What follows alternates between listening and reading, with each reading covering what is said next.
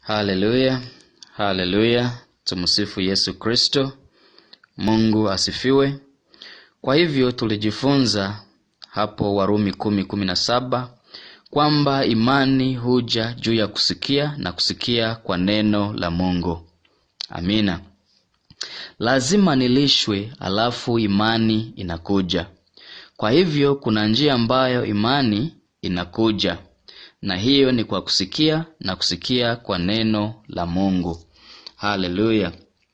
Nataka uelewe rafiki yangu, kila wakati Yesu alisema umepona, alisema imani yako imekuponya. Haleluya. Hajawahi kusema nimekuponya. Hajasema sala yako imekuponya. Kwa hivyo kabla hata kuanza kuomba, lazima uweze andiko hilo sahihi, ili uweze kujenga imani yako, kisha kufungua mdomo wako na kusema imani yako. Haleluya. Kwamba kuzungumza juu ya imani yako kunawezesha na imani yako inaanza kupata matokeo. Sivyo tulijifunza hatua 3 mfululizo. Kwanza ninahitaji kupata neno la Mungu, na pili lazima nisikie neno la Mungu. Haleluya. Kwa hivyo ninaposikia neno la Mungu, ni lazima nifungue akili yangu yote na moyo wangu wote, ili kusikiliza kile Mungu anasema. Lazima tumruhusu Mungu azungumuze na sisi kupitia neno lake. Na hatua ya 3 kama matokeo ya mchakato huu wa kusikia, imani inakuja. Haleluya. Kwa hivyo neno la Mungu, kwa hivyo tuko na hiyo 3, neno la Mungu, kusikia, na basi imani inakuja. Sasa leo kile tutakachosoma ni kwamba neno hii la Mungu ambalo ni hai na nguvu lipaswa kuwa mbegu yangu binafsi. Haleluya. Tumsifu Yesu Kristo. Ni wakati tu ninapofikia utambuzi wa neno hili la Mungu ambalo ni neno la Kiyunani linasema Rhema. Haleluya. Kwa hivyo Rhema inamaanisha neno ambalo husemwa. Ndiyo maana inasema imani huja kwa kusikia na kusikia kwa neno la Mungu. Haisemi kusikia na kusikia neno. Sasa ni nini kwa neno? Neno hilo linazungumza nami. Neno linazungumza sasa. Unaweza kupata kama ripoti ya daktari. Ikiwa unasikia neno hilo ndani na kisha linaendelea kuongea ripoti hii hasi, na ripoti hiyo mbaya inakuwa dalili. Na sasa hiyo ripoti hiyo mbaya linaanza kusema na wewe. Na hiyo ripoti inaanza kuingia sasa ndani ya mawazo yako. Inazungumza na wewe na ufanya uwe na hofu. Hivyo wakati andiko linaanza kusema na wewe, imani inaanza kuja. Haleluya. Tumsifu Yesu Kristo. Kwa sababu ikiwa neno halijazungumzwa, huwezi kulisikia. Kwa hivyo hiyo ni kusikia kwa pili. Kusikia na kusikia kwa neno la Mungu. Ukisikiliza na hiyo usikilizaji wa pili ni kusikia kwa neno la Mungu. Kwa hivyo kanuni hii sio kusoma Biblia yangu tu, kuona alama nyeusi na karatasi nyeupe mbele yangu. Tumsifu Yesu Kristo. Neno ambalo naona kwenye karatasi lazima libadilishwe kuwa sauti ambayo unaweza kusikia.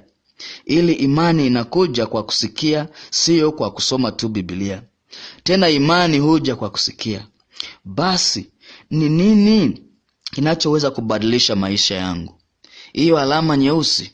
Ndiyo, hizo alama nyeusi, lakini ni wakati hii maneno ambayo inaanza kuzungumza nami kuwa sauti hai, kwamba naweza kuchukua neno hilo kibinafsi. Kwa hivyo ni nani atafanya hivyo kazi kuwa hivyo? Atakuwa ni Roho Mtakatifu. Kwa hivyo wakati Roho Mtakatifu atapokuja na kupa uelewa wa neno la Mungu, na naifanya iwe ya kweli na ya kibinafsi kwako, kwamba unaposikiliza neno ulikopewa na Roho Mtakatifu ni wenye busara sana.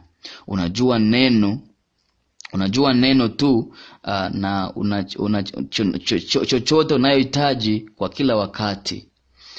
Yeye ndiye anafanya neno hilo liwe hai kwako. Wakati hiyo inafanyika, unaanza kusikia sauti ya Mungu aliye hai akizungumza nawe kupitia neno hilo. Haleluya. Tumsifu Yesu Kristo. Unaposikia sauti hiyo tena na tena na tena, imani huja. Kwa hivyo chochote ninahitaji, chochote ni hitaji lako ama ni hitaji langu, na chochote Mungu anataka usikie, wakati huo sauti huleta. Kwa hivyo neno hili linamilishwa wakati mtu anafikiria juu ya neno la Mungu. Tumsifu Yesu Kristo. Tutaomba. Asante Baba kwa kutufundisha ukweli huu kwamba imani huja kwa kusikia na kusikia kwa neno la Mungu. Leo umetufundisha ambao kwa muda mrefu nikiwa na shida, na sio kufikiria kwa mwili, bali kulazimishwa kwa neno la Mungu, na juu ya neno la Mungu, na juu ya neno la Mungu, na juu ya neno la Mungu, ambalo neno huanza kuzungumza nami, linanipa suluhisho tofauti, hunipa hekima ya hali fulani, na ndiyo sababu neno la Mungu linatakiwa kufanywa kama neno la kibinafsi. Haleluya. Kwa hivyo unapoifanya neno kuwa neno la kibinafsi, huanza kuongea na wewe. Sasa kwa mfano, imani inakuja kwa kusikia, na kusikia kwa neno la Mungu. Vipi kuhusu Bikira Mariamu? Alikuwa akitoka katika kijiji kidogo cha Nazareti, na pembeni likamtokea na ujumbe kutoka kwa Mungu. Msifu Mungu. Sasa malaika alisema nini? Usiogope Mariamu, umepata kibali na Mungu. Tumsifu Bwana. Mungu huyo huyo anasema kwa kila mmoja wetu, usiogope, kwa kuwa nipo na wewe. Sitakuacha kamwe mpaka mwisho wa wakati. Haleluya. Najua unaweza kushikwa katika hali nyingi, mawazo mengi yanapingana na ahadi za Mungu, na kile ninachokuambia hivi sasa. Baba, kwa jina la Yesu tunakushukuru kwa neno lako ambao huleta uzima.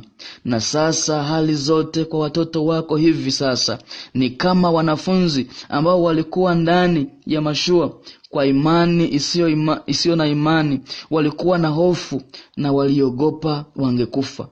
Hivyo wakati huu wa pandemiki, kuna maoni mengi ya watu wako wakidhani watakufa. Bwana, wale wanaoishi kwa imani na sio kwa kuona ndio wanakufurahisha. Tumsifu Mungu. Biblia inahusu watu ambao waliishi kwa imani na walipata ushindi. Kwa hivyo Baba, tunakushukuru Bwana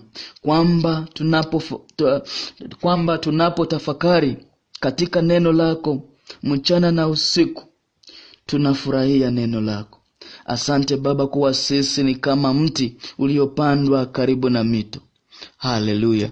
Tunasema asante Baba, na tunasema asante kwa kila mtu anasikiliza neno lako leo, kwa kuwa umembadilisha na umemuokoa, umemtia nguvu na umempea mamlaka, kwa jina la Yesu. Amina.